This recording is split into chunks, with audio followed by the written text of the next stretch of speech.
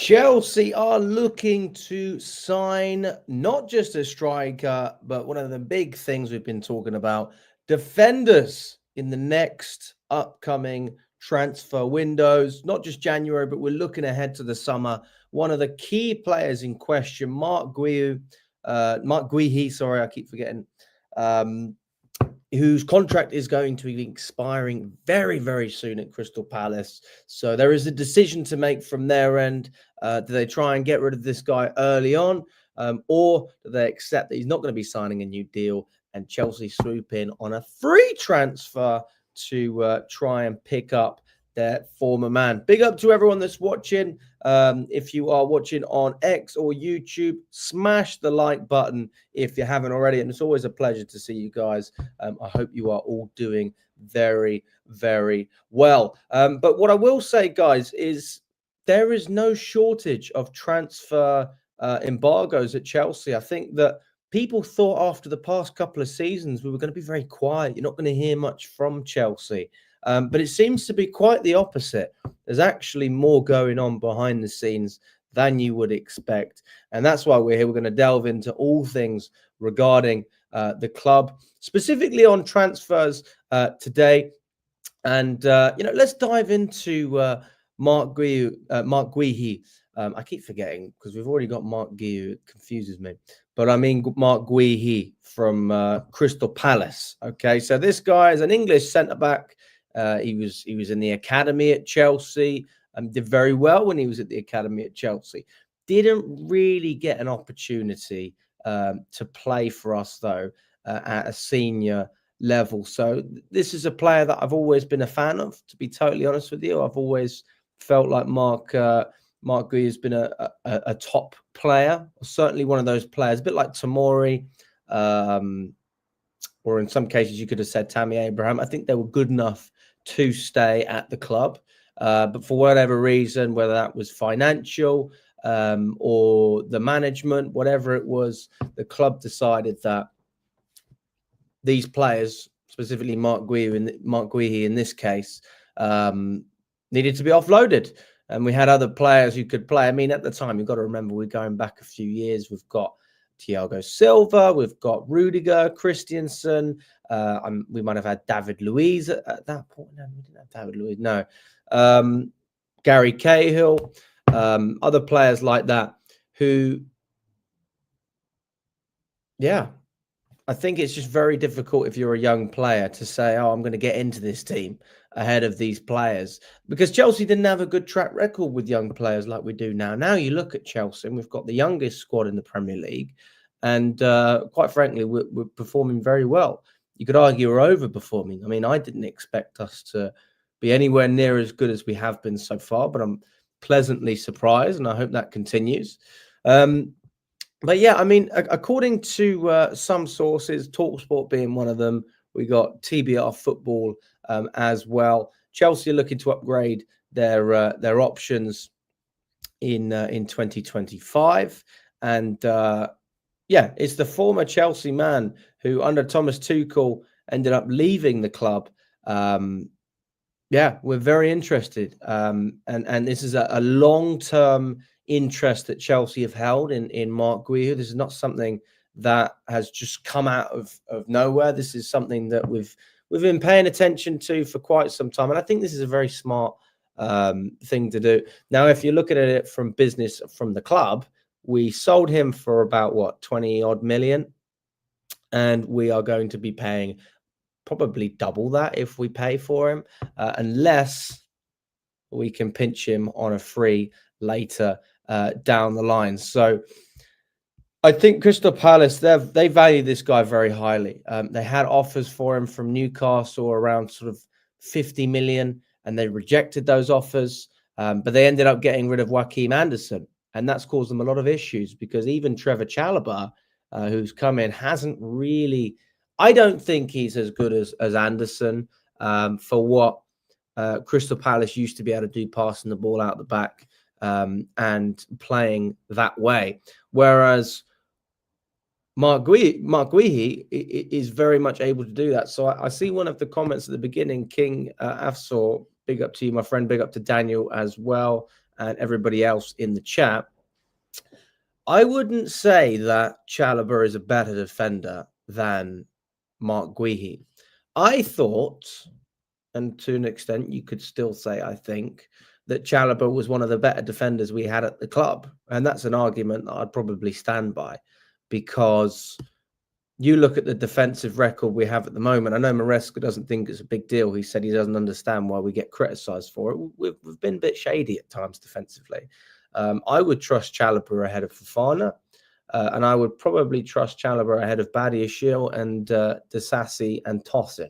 So there's 4 centre-backs right there that I would trust Trevor Chalobah ahead of. I would say Levi Cole is probably the best centre-back we have at the club. I think he's better than Chalobah as well. So that's fair. But I think he needs a partner who he can rely on. And I don't believe, based on what I've seen, that we can rely on Fofana. I don't think that Fofana's been good enough. I think he's had some very good games. I'm not disputing that. He's had some good games. He's also had some bad games. And then people say, well, what about the rust? He's been injured for so long. Well, not my problem. Not my problem. You want me to talk about this objectively? I'm happy to talk about it objectively. We can't keep making excuses for players. There's clearly a reason we're in the market for a centre-back. Because we're not happy with the centre-backs that we currently have. So, I mean, this is pretty basic stuff. This isn't rocket science. We do not have centre-backs of a level in terms of depth and starting ability to be able to bring consistent success to Chelsea. Now, you could argue that Colwell's good enough. He's also had dips as well. Fofana has had dips, but I can count on Colwell to stay fit at least the majority of the time. I don't feel that way about Fofana. Badiashile, Disasi and Tosin haven't shown over a consistent period that they've got what it takes either. So all I'm doing is I'm just painting the options here. And what better option to bring back than an England international? And you have to be bloody good to get into the England team when you play for Crystal Palace. Yeah, let's try and give this some context. If you have come from a team towards the bottom or the middle of the table, you have a significant disadvantage in terms of getting into the England team. Jack Grealish is a prime example of a player who was fantastic at Aston Villa, actually played worse at Man City than he ever did at Aston Villa. But when he was playing for City, he got into the England team, and Aston Villa he didn't. So Marc Guehi deserves a lot of credit and should not be underestimated as a signing. This is a player that Tottenham are also following at the moment. He's only 24 years old, so let's not act like we're signing a really, really experienced player who's old. We're actually signing a player with a lot of Premier League experience who is still yet to come to the peak of his career. Still got a couple of years left before he gets to that pinnacle age, sort of 27, 28. That's what you hope. But he is playing some fantastic football at the moment. Oh, pardon me. In the summer, Palace were demanding 70 million for Guehi. They're not going to get anything near that, as far as I'm aware, in January. They missed that opportunity. You could also say that we're competing with Newcastle for this player, although I would argue that why would a player choose Newcastle over Chelsea at this point in time, especially if you're a defender? I think there's actually a very good chance that you could still get into Chelsea's lineup and have consistent game time because we've got European football as well. Not to mention the fact that we're on track for Champions League football, which is a big selling point for any player. I mean, Crystal Palace, as far as we're aware, they are not interested in getting rid of Marc Guehi in January. They're not interested in doing it. They are looking towards the summer, holding on to this player. Ultimately, if they got rid of Guehi and they got relegated, from a Crystal Palace perspective, I could understand why they want to hold on to him. From our perspective, I think if we want to solidify top 4 and maybe get a couple of trophies along the way, whether that's FA Cup or, it's got to be the FA Cup, isn't it? I mean, it's not going to be the Premier League. But the Conference League is a no-brainer for us. I mean, if we don't win the Conference League, we're in big trouble, guys. But I mean, you say that, Dubs, you think we should get someone more experienced than Guehi. Who? Who do you think we should get? Not to mention the fact that I've just mentioned to you. So this player has signed a 5-year contract at Crystal Palace. Yeah, a 5-year contract. By the end of the season, he's going to be out of contract. So what is better business? I mean, we could talk about Tosin, for example. Tosin was a solid Premier League player, not rated as highly as Marc Guehi. And Chelsea signed him. We signed him on a free from Fulham. We beat Newcastle to that signature because we paid him more money. He's on 120 grand a week, which is only 10 grand less than Cole Palmer, so he's doing quite well for himself and fitting into our wage structure. And he's an experienced player as well. But Marc Guehi has played at the international level. He knows what it's like to play for a top club like Chelsea because of his youth experience playing for us before he got his transfer to Crystal Palace. He's got Premier League experience. He's got international experience on the world stage, playing at the Euros. He's a regular feature in there, one of our best players actually in the tournament. Not just a player that was there, a player that was actually making a huge impact. And there is absolutely no reason why we shouldn't be looking at a player like Marc Guehi and saying that is fantastic business. You're not paying any money for the guy. Yeah, you might end up inflating his contract ever so slightly. I mean, if you look at the money he's on at the moment, it's he's on, according to Spot Track, which is where you can see wages and sort of accumulative earnings over however many years their contract span. He's gonna by the time his contract's finished, if he stays at Palace, he would have earned £13 million. So that's 2.6 million a year. So let's do the maths on that. 2.6 million. Okay, we're going to divide that. Okay, hang on, I've got that wrong. 2.6.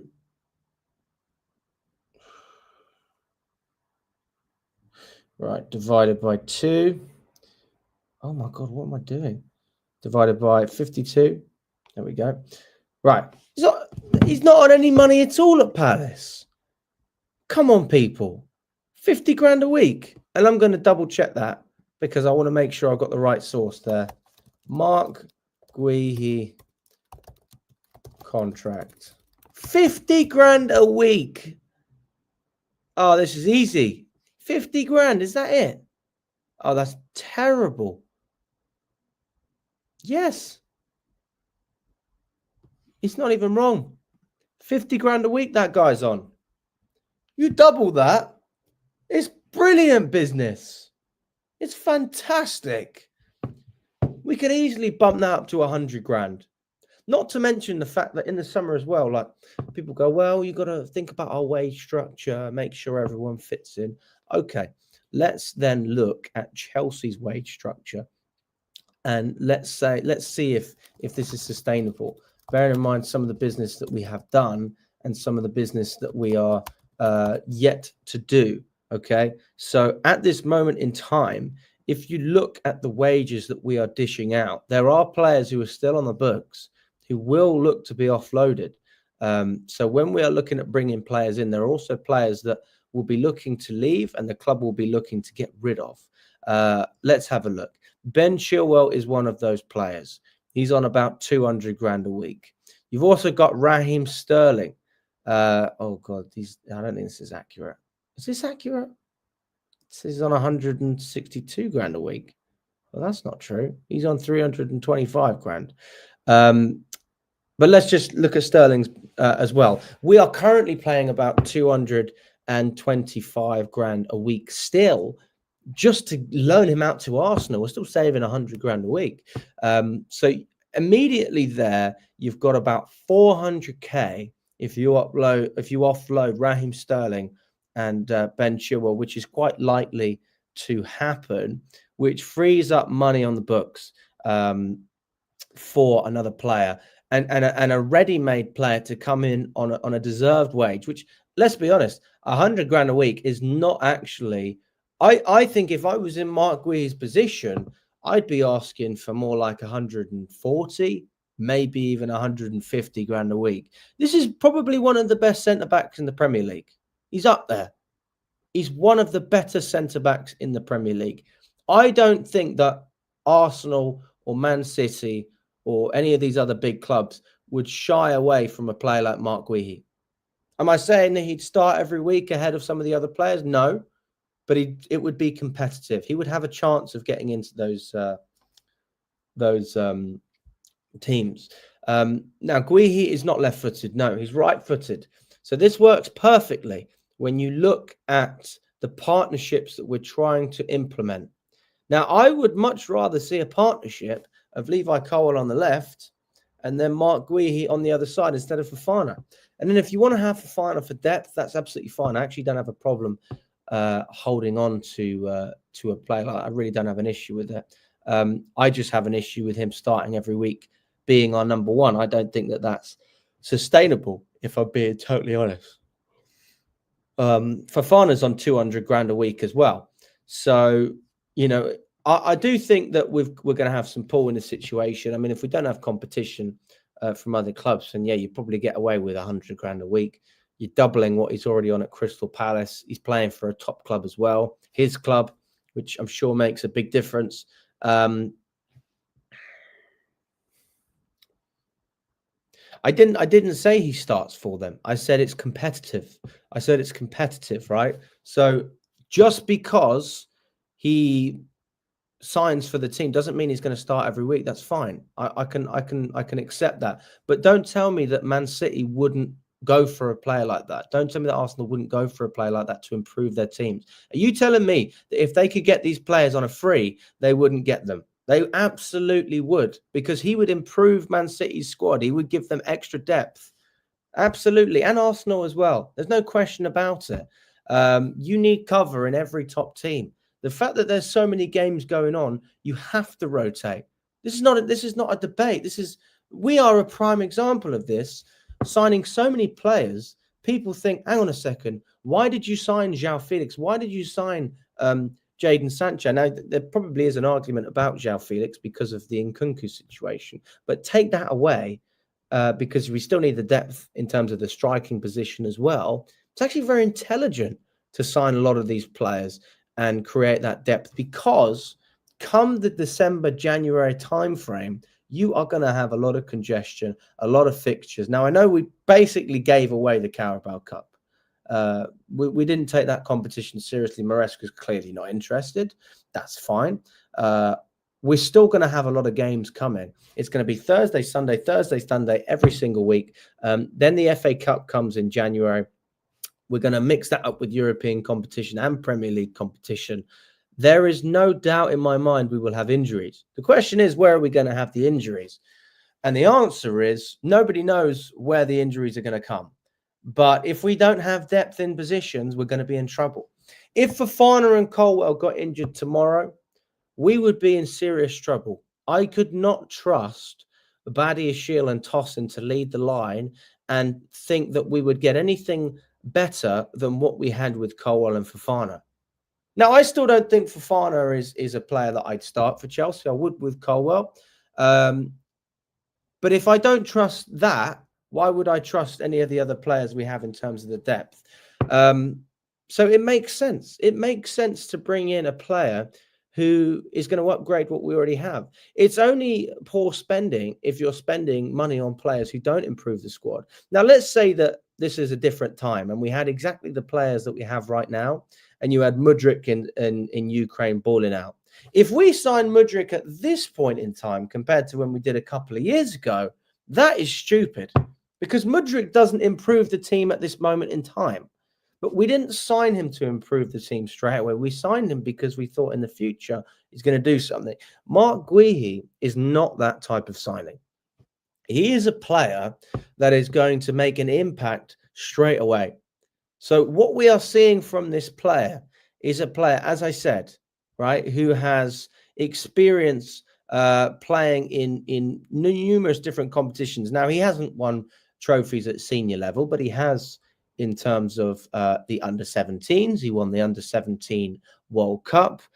He's also won the English Youth League twice with Chelsea in the 17-18 season, and the year before that in 16-17 as well. So this is a player who knew how to win at the youth levels.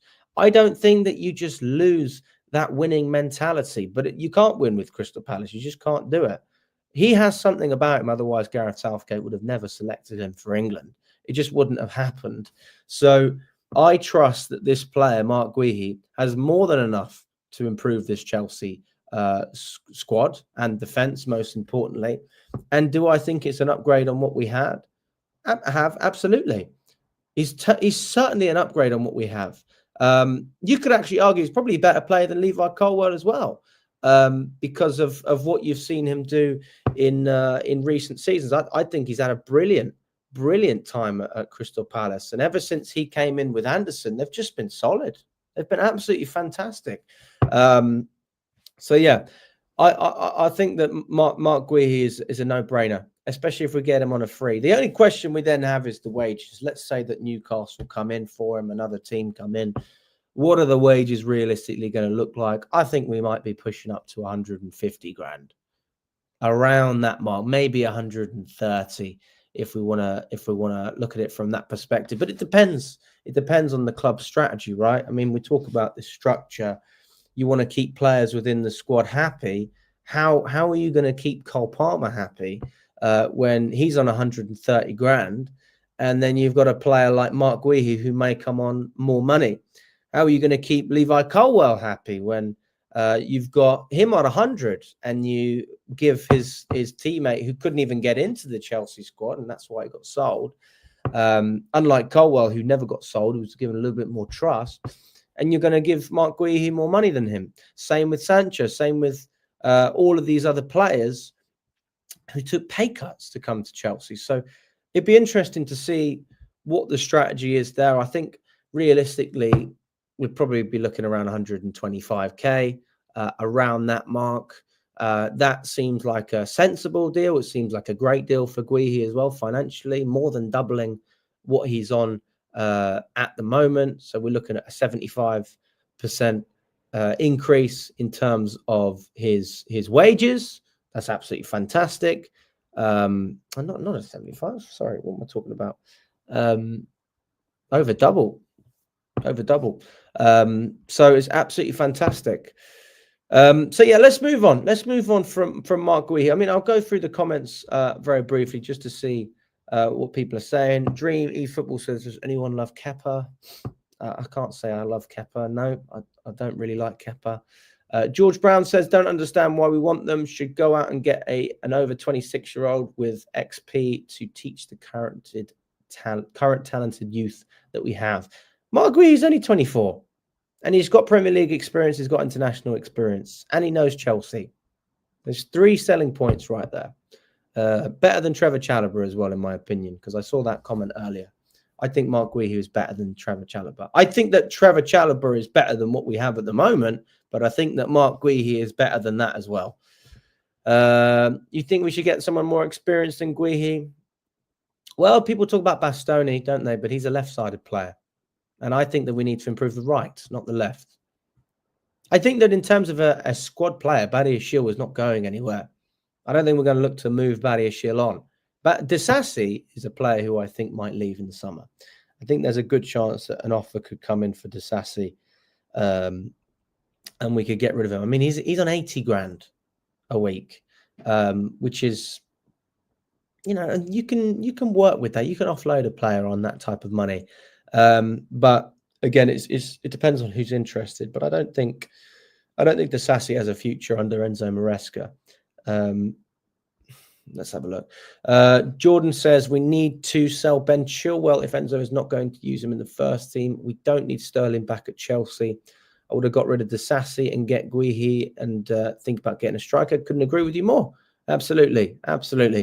This is the thing that I was saying earlier, Jordan, right? If you look at our wage structure, you've got Ben Chilwell on 200k. You've got Sterling on 325. But if you look at it right now, it's 200 because Arsenal were paying 100,000 of that. Just by offloading 2 of those players, you're freeing up 400k. off of the current books. So it seems like a no-brainer, doesn't it? And if you've got 400k of money to spend, you've got a decent contract, but a fair contract for a defender like Marc Guehi. Guehi. I don't know why I can't pronounce his name today.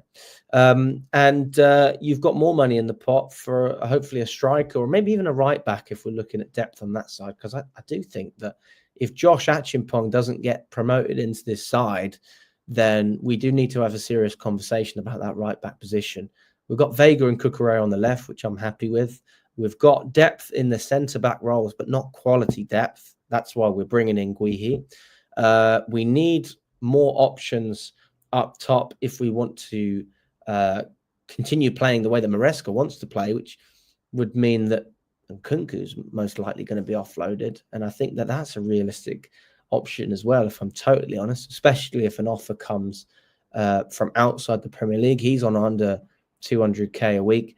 Iqbali's going to be looking at this and saying, well, I don't want players who aren't playing regularly. He won't even fit into the wage structure. I mean, that was a Bowley signing or an Abramovich signing even. Can't even remember. It was so long when we signed Nkunku. So yeah, that's my stance on it. Why would Man City get Guehi if they've already got quality players and they should get done with the breaches they had? I'm not saying they will get him. I'm just saying that he's good enough. He's good enough to get into any Premier League team. Marc Guehi is good enough to get into any Premier League team. There's no doubt in my mind about that. Yeah, no doubt in my mind whatsoever. He's on par with Levi Colwill, if not better, in terms of how he's played over the past couple of years. I think that Marc Guehi is a top player, absolutely top player, criminally underrated. There's a reason that Newcastle are offering 50 million, which is a lot of money for a team who have a lot of financial problems. They've got all the money in the world, but they can't spend it. So why do they want to put all this money into this player? He's a good player. He's a very good player. Let's not underrate. Just because he's playing for Crystal Palace doesn't mean he's bad. Sometimes the best things in life are things that you already see right in front of you. You don't have to go to Italy or Germany or whatever, Spain, to find a top player. They might be on your doorstep.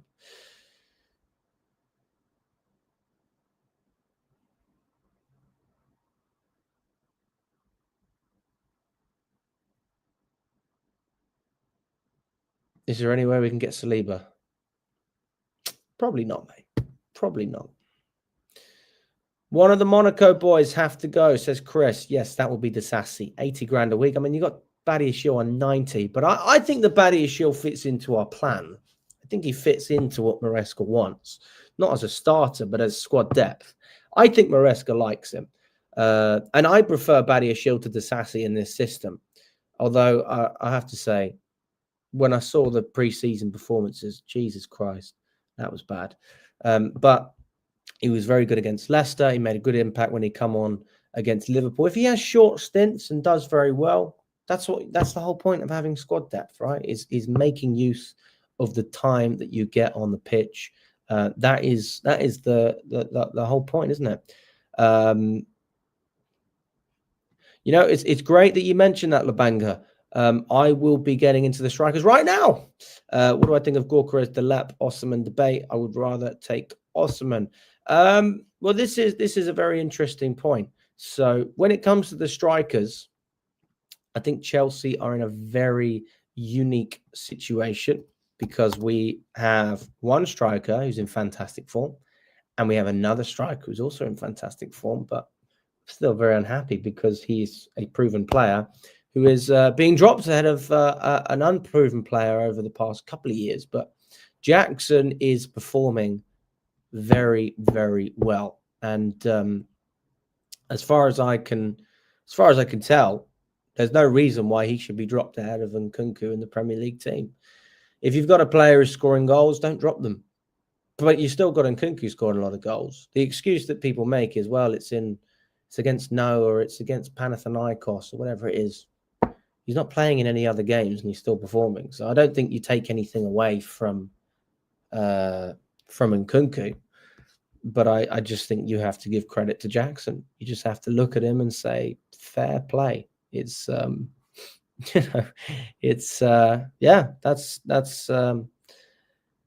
that's the situation. You've also got another player who we used to be heavily linked with called Evan Ferguson. If anyone remembers Evan Ferguson, he was rated about, I think it was about 80 million at one point when he was playing under De Zerbi. He was a striker scoring many, many goals. He's a big boy. And this article is according to the Telegraph, which is a newspaper in England. I'm going to go through it with you all very briefly. Brighton makes 60 million, rated Evan Ferguson available on loan in January. The striker is behind at least 3 others in Fabian Herzler's pecking order and is desperate for more minutes. Brighton and Hove Albion striker Evan Ferguson is available on loan this January, with the very promising Republic of Ireland international currently unable to get game time under the new manager Fabian Herzler. Ferguson, 20, has only started 1 Premier League game this season. The club's away win against Newcastle in October and has scored 1 goal. In terms of Herzler's selections, Ferguson is currently behind Danny Welbeck, Jorginho Rutter and João Pedro, although any injury or fluctuations in form between now and January could change the picture again. Back to full fitness, Ferguson is desperate to play games. As things stand, Brighton's form has been so good that it has been difficult for Ferguson to change Herzler's mind. He's valued by Brighton at around 60 million and would interest any number of clubs on loan. Leicester, Fulham, West Ham and Newcastle have all struggled for goals this season. Ferguson signed a 6-year deal with Brighton in November last year and is likely to stay on loan in the Premier League rather than drop down to the Championship. Ideally, Brighton do not want to sell Ferguson, one of the best young talents in the Premier League. Injuries have slowed his progression this year, but he has already shown enough as a teenager to prick the interest of clubs. Through the division, his hat-trick against Newcastle in September last year was only the 4th in Premier League history for an 18-year-old. Oh, God, what's this? Off you pop. After 2 strong breakthrough seasons by the end of March this year, he was struggling with an ankle ligament injury problem. He picked it up against Chelsea in December last year and played on for a few months before eventually having to opt for surgery in April. He had been championed by former Brighton manager Roberto De Zerbi. This time, the time needed to recover from the injury meant that he missed much of Herzler's pre-season, and since then he has struggled to get in ahead of resurgent Danny Welbeck and has had to settle for being a late substitute in games. He already has 18 senior caps for Ireland and scored the only goal in their Nations League win over Finland this month. So let me ask you this, guys. I mean, is this a player that you'd be interested in? We were heavily linked with Ferguson in previous times. Is this a player that you think, hey, maybe we should have a look at it on loan, increase options? He offers something totally different to what we have with Jackson and Nkunku. Again, we haven't spoken about injuries, but if injuries ever became a concern in that position, he adds a bit of extra depth. Not to mention it would be a cheap option coming in on loan. Do you think that that's something that we will be looking at, or do you not take that seriously? So yeah. And guys, I just want to apologize as well. I said that Marc Guehi's contract runs out at the end of this season. Sorry, what I was meant to say is that it runs out at the end of next season. So he will be available on the cheap. That's what I was meant to say. So apologies if anyone heard anything different. So Marc Guehi is not going to be available for free at the end of this season. He will be available at the end of next season. So I still think it's very good business, even if you can pick him up around the same price that we bought him for. 20 or 30 million is still an absolute bargain for a player of his quality. Speaking of strikers, Tammy Abraham's also come out and said, I'd like to see Chelsea finish in the top 4. They have a lot of players, good players like Jackson and Palmer. They have 50 players or something like that. And they're all very good players. So they can do it. And then he said, hopefully we can play Chelsea in the UEFA Champions League next season. Obviously, he's playing for AC Milan at the moment. Another player that Chelsea have been linked with is Victor Gyökeres. Now, this is a player that I would rather have over a player like Osimhen. I would rather have Gyökeres instead of Osimhen. I think he suits what we're trying to do more so. Now, do I think that Osimhen would be a bad option? No. But if we can get Gyökeres on a cheaper wage, if we can get him, in a system that's going to suit Goretzka more so than Osimhen, then I think it makes perfect sense. And he can play in a variety of systems. We've seen him play for Coventry in a very aggressive system, a high pressing system. And then we've seen him go to Sporting and play in quite a defensive system. So he can play in a number of ways. This is not a player who can only do one thing. He can do lots of different things. But ultimately getting him behind, clinical finishing, he's just got an eye for goal, to be honest with you. If you watch the game against Man City when he scored a hat-trick, the finish that he did against Everton was unbelievable. Everton. Why do I keep... I had breakfast today. Why do I keep saying things wrong? Not Everton. Ederson. The finish that he had against Ederson was unbelievable.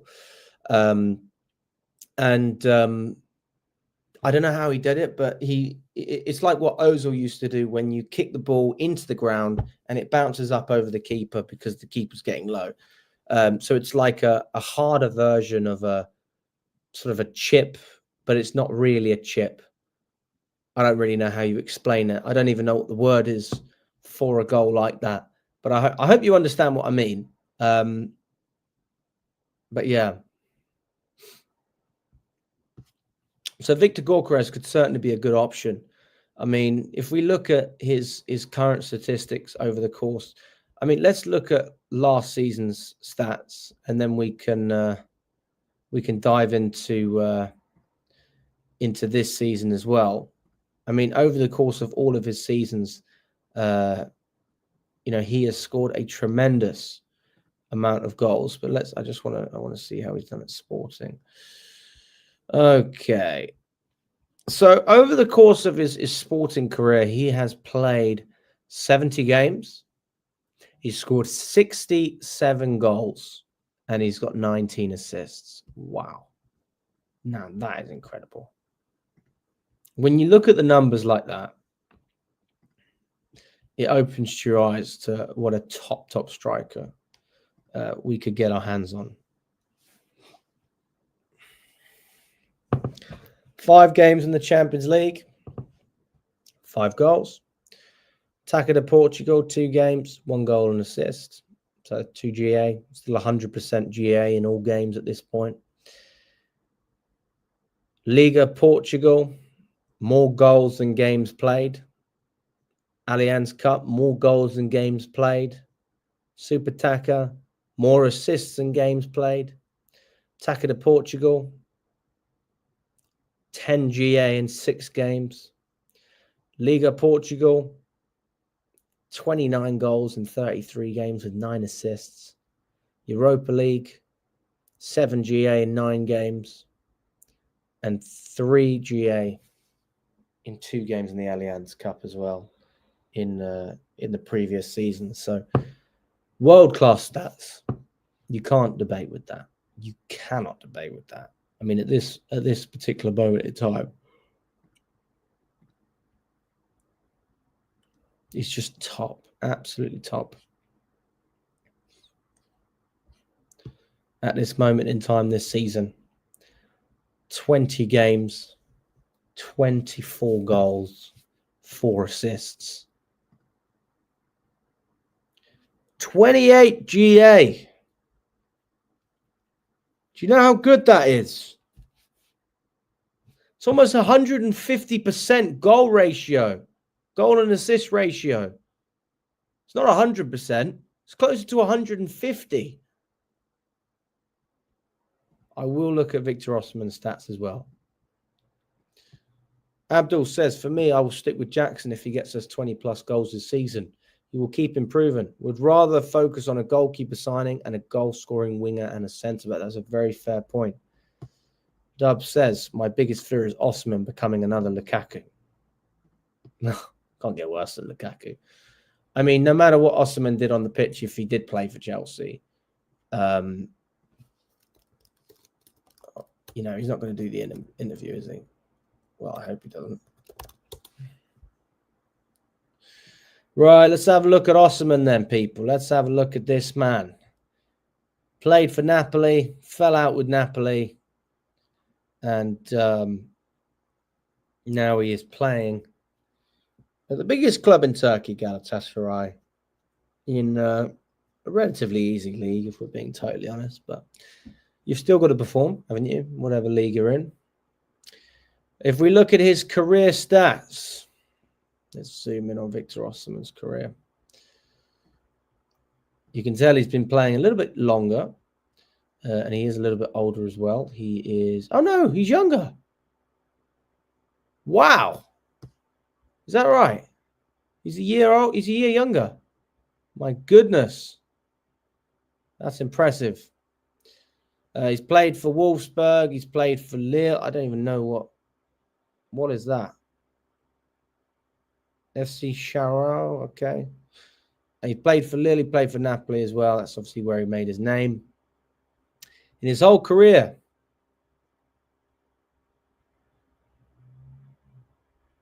just want to make sure I get this right. He's played 233 games, scored 122 goals within that period. So he has over a 50% goal scoring record game per game. 32 assists on top of that. Incredible. Absolutely incredible. And he's been doing this for a long time. He's been scoring goals for many seasons. Now let's start off with, is it last season? Yeah. Now last season he didn't have his best season at Napoli. But Napoli had a bit of a difficult time losing their manager. They just won the league. But he still scored 17 goals and got 4 assists. And that was in quite a difficult season for Napoli. So let's just appreciate that. We then had the season before, which is where really Osimhen came into his own. This is when they won the league. 39 goals, 39 games. 31 goals, 5 assists.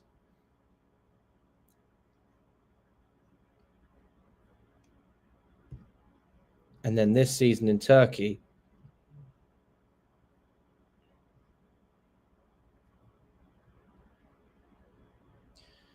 ten games, 8 goals, 4 assists. Now, one thing that I just want to say, if you're comparing Osimhen to Gyökeres, I would say that looking at the stats, Gyökeres looks like more of a team player. Looking at the highlights, I would also say the same thing. Osimhen has better hold-up play. You know, maybe a better player in the air. Good box striker. But in terms of a systematic player, a player that you need to do a job in games, that's where I look at a player like Gyökeres. And I think I'd rather have you in my team than Osimhen. Because what Gyökeres is doing is incredible. And he's doing it in a harder league as well. I mean, it's harder to play in the Portuguese league than the Turkish league. Especially playing with Sporting as well. Like, there is other teams in there that can really beat you to it, like Benfica and I've forgotten the names, some of the others. Braga, you know, there's others in there as well. Whereas in Turkey, you've got Galatasaray. I mean, Mourinho's at Fenerbahce, but they just have nowhere near the spending power that Galatasaray have. You've got Besiktas as well and Trabzonspor, but Galatasaray is just levels above everyone else. It's like being... Let's just imagine Real Madrid were in the league and there was no Barcelona. That's kind of what the Turkish league reminds me of, right? It's just, you know who's going to win it every year. And if Galatasaray don't win it, it's an absolute disaster. But I mean, they are going to be looking to hold on to Victor Osimhen. So I think that's something that could realistically still happen. I think they're willing to, pay him a decent wage. He promotes the Turkish league in a very positive way. He's great for the league, isn't he? Because people want to watch him, so then they tune into what's happening in Turkey, and that obviously helps Galatasaray as well with shirt sales, marketing, things like that, expanding their brand. Maybe use Squawk to see strength and abilities comparisons. Okay.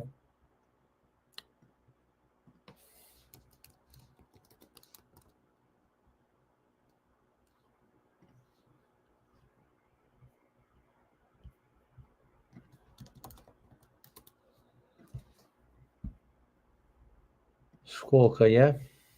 Okay, let's have a look. How do I do this? I've never been on here before. Help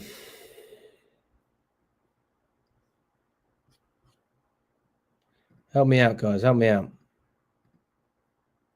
Is this what you're talking about? You mean Squawker? Is this what we're talking about here, guys?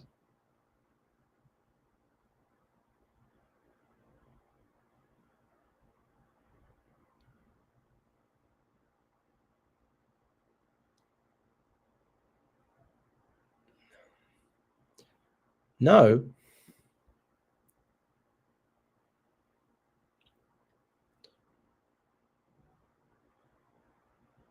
Am I missing something here?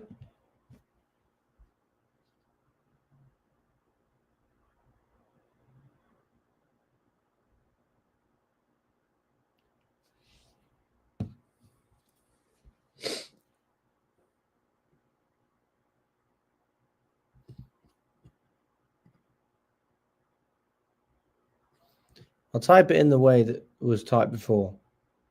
Squawk with a Q at the end. TP. What? All right, I'll type it in like that.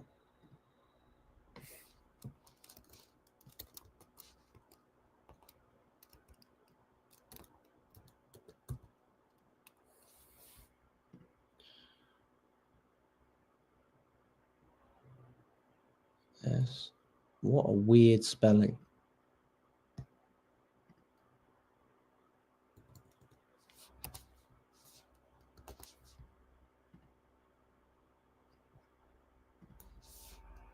Okay, Q.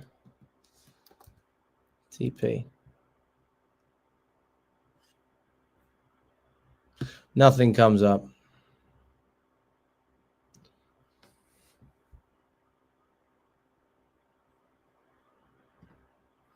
I have no idea what that is. So apologies. I can't look at that. Yes, not to mention if we signed Osimhen as well, AFCON would absolutely kill us. That's a great point. That is a great point. Yes, I couldn't agree more with that. So yeah, a player like Osimhen in that sense, we are doubling ourselves down a bit. Chelsea have a history of African players, though. I mean, I don't think it's a bad thing to continue that. I don't think there's anything wrong with it. But yeah. And then we've got one more player that I wanted to go through. This is a player that I am, very, very, very keen on, actually. In fact, I would go as far to say that this particular player is my number one choice.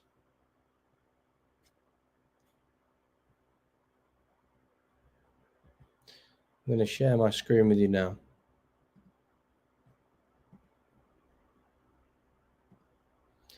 And it is Liam Delap. Now, they spent 20 million Ipswich to bring Delap from Man City to Suffolk. That has turned out to be fantastic business. Absolutely brilliant business. He was brilliant against United the other day. Absolutely fantastic. Now, at this moment in time, the Lap has managed 6 goals in 12 Premier League games.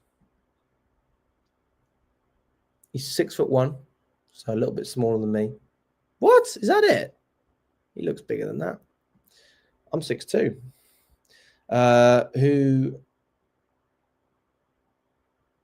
Oh, God, he has actually played under Guardiola in 2020. Wow, I didn't know that.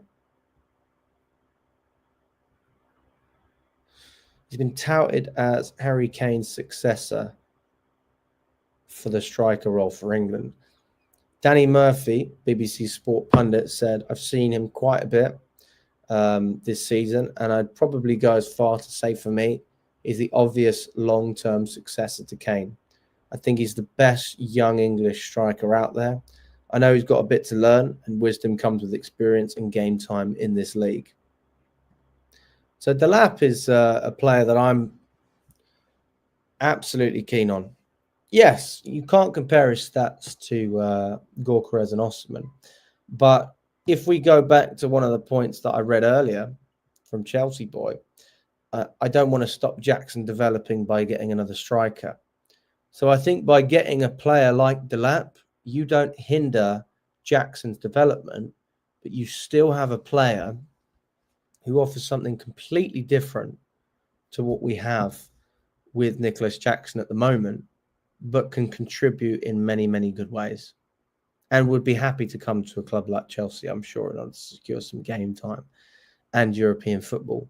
Now, we'd be looking at quite a large price tag, and I guess that's another factor that goes into this. If Ipswich want 80 million, we're not paying 80 million.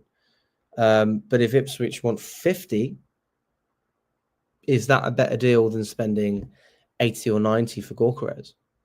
On top of the fact that Delap will then also be more likely to fit into our wage structure. What's Liam Delap on at the moment? Let's have a look. Delap wage. Oh, he's on nothing. He's on absolutely nothing. But he is on a 5-year contract. He's on absolutely nothing. 1-0.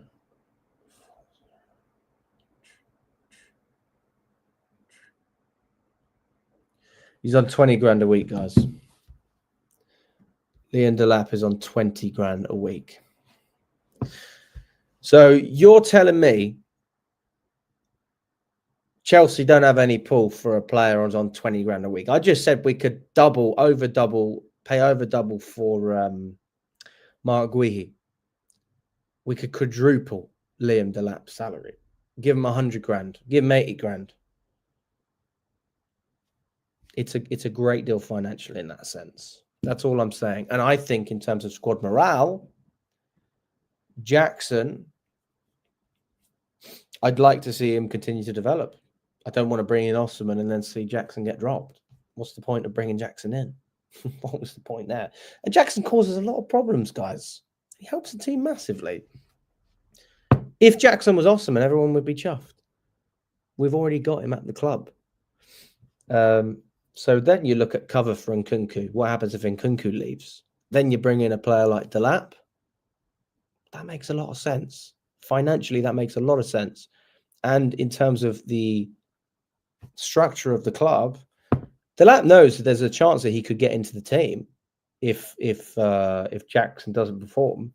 But he knows that he's not going to play ahead of Jackson initially. But I think that's the same as any top club. I mean, it's difficult to come in and score goals straight away. Let's have a look at Delap's stats, though. Okay, I'll check out his stats. We can go through that briefly. I mean, if you're looking at the case of his whole career, which I'm happy to do as well, all seasons, it's not a bad record at all, guys. I mean, this is bringing youth stats into it as well, but it's all relevant, isn't it? Goals are goals. I mean, I did speak about that with Marc Guehi as well. 152 games, 66 goals, and 19 assists in his career. That's including his youth games. That's with almost 10,000 minutes. Never really had, as far as I can tell,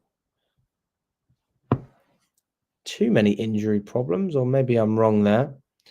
But it seems like he's been available a lot of the time. He spent some time in the Championship at Stoke. He went to Cardiff. He went to Hull before then going to Ipswich on a permanent deal.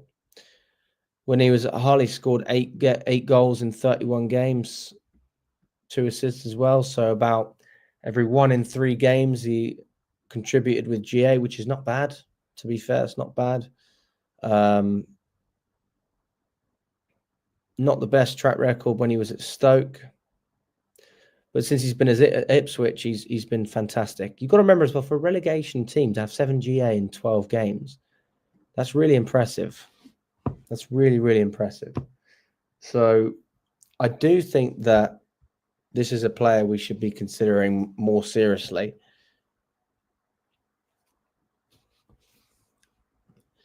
Yes, but I think it's a little bit different these days. And I think that players have more power. Whereas back in those days, when you're at a club, but by the way, if we were Man City, that argument is relevant. But because we're not Man City, and we've fallen down the pecking order over the past years, especially in terms of league form, we don't have the power to sign that many players and have that much depth at that level. I just don't see how it works. Look at Nkunku, who's already unhappy. So what? You keep Nkunku and then you bring in Delap as well? Or you bring in Gyökeres or Osimhen and you keep Nkunku? Is that what you're saying? Nkunku, Jackson and Osimhen or whoever else? Doesn't work. I don't think it works. So you need to have morale in the squad. I think that's the number one thing. You need morale. You need players to want to play for your club and feel like they are going to play. And that's why I don't think that. I think if we bring in another striker, Nkunku will probably leave, and we'll probably allow him to leave. And I think it's fair. But if I'm getting rid of Nkunku and bringing in Delap, from a financial perspective, it's great business. Great business. Your wage is going to be 50% of what it was compared to what you were paying Nkunku. You've got a player with Delap who's English, brings something totally different as well. Fits into the system better as well. He's not a runner, but he runs, if that makes sense. He's a big striker. I'd love to see some competition with Jackson in that sense, something a bit different that we can bring into the team. I'd love to see that. But again, you just don't know, do you? Anything could happen. Luke says that he thinks Nkunku should be in competition against Felix and Palmer for the number 10 role rather than the 9. Well, if that is the case, then Felix will never play for Chelsea because Felix is probably not as good as Nkunku in that role either. And then you've got another player who's unhappy. So I understand why Nkunku's been dropped for Jackson. I do get it. But then you just make the Felix argument, don't you? Why did we bring in Felix? But I still think it was good business, to be honest. I think that Felix improves the team. And the fact that he took a pay cut to come to Chelsea as well reaffirms his commitment to us.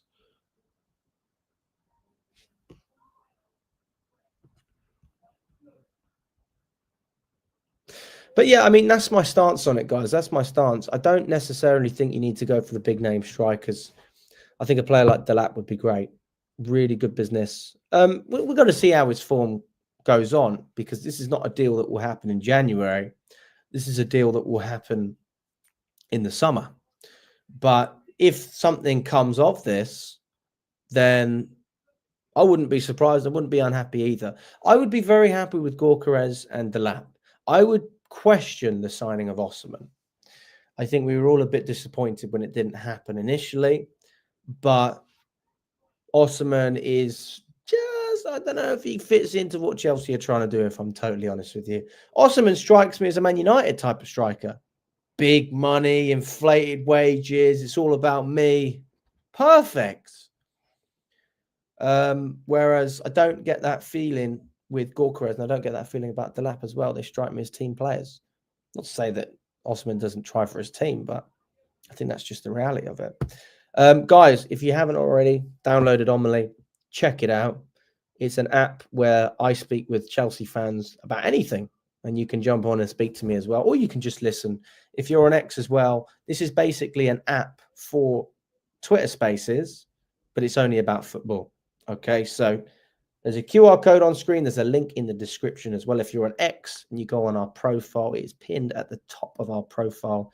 Download Omni, check it out. You won't regret it, guys. Honestly, it's fantastic. Totally free as well. You don't have to pay for it. And I will be doing a show tomorrow previewing the Heidenheim game, talking everything Chelsea and maybe some more transfer news as well. And yeah, if you haven't already smashed the like button, guys, please do. It makes a massive difference. It just shows that you are actually enjoying the content that we're making and you want to see more of it. So if you haven't already, smash that like button. It does help. I don't know how many likes we have, but yeah. And big up to everyone that's been watching as well. I hope you enjoyed the show. If there's anyone I've missed out, let me know in the comments. But I will be back later on today. We'll be doing a panel show talking about the Heidenheim game, as well as any of the latest news surrounding Chelsea. All the best, guys, and we will catch up very, very soon.